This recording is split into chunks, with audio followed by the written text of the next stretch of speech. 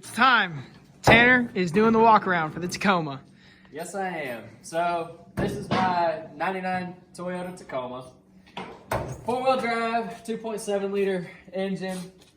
I've had it for, how long have I had it? I've had it since March of 2020, so a little over 10 months now, something like that.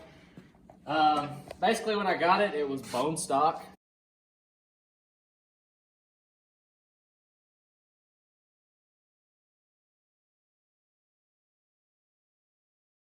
The only thing I had done to it was mud tires. First thing I did, the whole entire suspension needed an overhaul.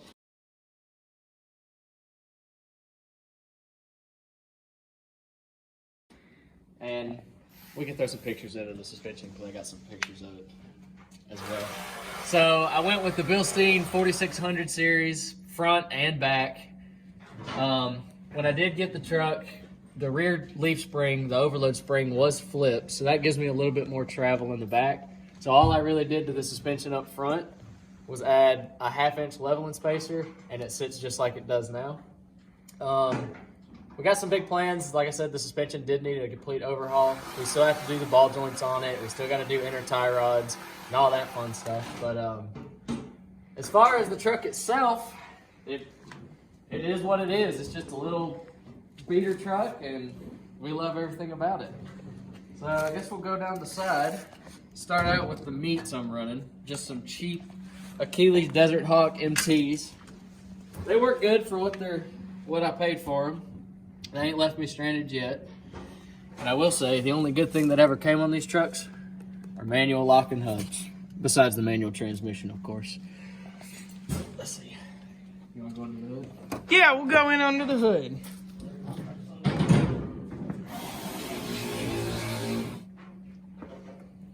All right, so under the ranch, it's just a little old 2.7 liter, like I said earlier. We slapped on a cold air intake, or not a cold air intake, it's a short ram, if you really want to get specific. Secondary fuse box to run any kind of accessories you ever want. I have no problem with voltage drop whatsoever. It's just a stock little engine. Eventually, when this thing gives out, it's only got a few years left, I hope. This truck will probably get either an LS or some kind of small block Chevy, probably a 350, as well as dual cases and everything and a solid axle. But that's way down the road once this thing lets go. That's when the budget only allows. Yeah, no kidding, no kidding.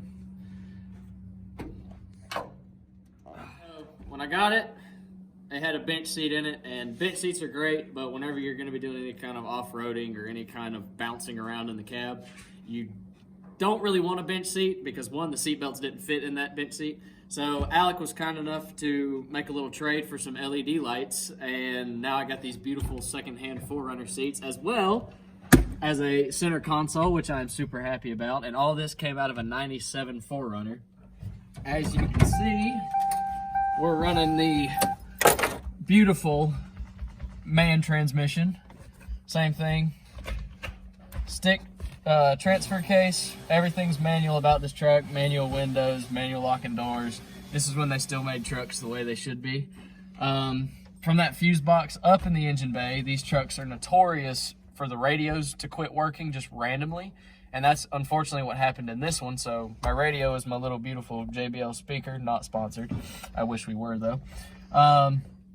So instead of putting a radio in here, I made a custom little switch panel, you know, nothing too major. I got to get my CB back in here. It's in my other truck right now because we were planning on taking a trip that we never got to do. So it'll kind of go in the same place as Alex. I haven't decided if I want to put it back in here or if I want to try to make something to slide it down inside the center console and incorporate it there. Other than that, it's fairly stock interior and it gets the job done. I'm still in gear. Moving on to the bed. Now this was kind of something that I did just out of the blue one day. I got an idea in my head and I kind of ran with it. I wanted a bed rack on this truck from the time I bought it, but I didn't want to spend the $1,600 to get a bed rack for it. So I had some old signposts laying around, Basically cut it at an angle, made sure it fit the right way, mount it down, bought me a cheap little roof rack, and it works. I can store everything I need, like my kayak and all my camping gear underneath it, and put whatever else I need. Obviously, I've got a full-size spare up here right now, but it works. It was all built on a budget. That's what this truck is kind of for. It's a budget-built project truck, and it's coming out really good. I'm very happy with the progress I've made out so far. Right here is an onboard water tank. It's all gravity fed. It's basically for when we go camping or something, you know, washing your dishes out, stuff like that. It's not potable water. You don't want potable water in some piece of PVC mounted to your bed. But it gets the job done for what we need it for. You can take a quick shower if you need to or whatever. I got my backup lights on here because you got to be able to see where you're going at night. Chase bar in case something happens and we need to alert everybody and anybody that we're here. And then it came out perfect to where I can mount fire lift to it as well. So for a budget built roof rack, I mean, or bed rack, it works pretty darn good.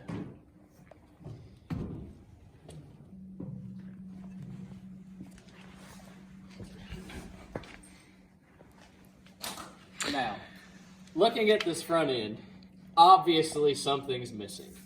And we're a big fan around here of not having traditional front bumpers. So when the guy I bought the truck from, he's one of my good buddies. We were out in the field one night, and we didn't see the ditch. You know, I'm not going to say some drinks weren't involved, but the front bumper said goodbye. And so did the mounts that the bumper mounts to.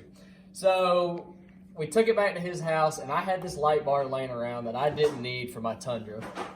And so we fabbed up these little ghetto mounts and mounted this daggum light bar to the front, and now it is the front bumper, which is great. I put these little aftermarket amber fog lights on just because I want a little bit more light, because obviously with no front bumper, I lost all of the front fog lights, and so I was just running off headlights. And they get the job done. Made a little just skid plate to protect the bottom of the radiator. It ain't nothing fancy, just a small piece of diamond plate bolted straight to the front radiator support. But I'm eventually going to try to get a tubular bumper on the front of this thing, obviously when the budget allows. This is just a cheap budget built truck, so we'll see what happens when I get around to finding some pipe to put an actual bumper on it. Well, Tanner, we appreciate all budget builds around here. I got the PVC. So we'll start with PVC, and when the budget allows, probably go to some real metal. But that's the walk around Tanner's budget build Tacoma.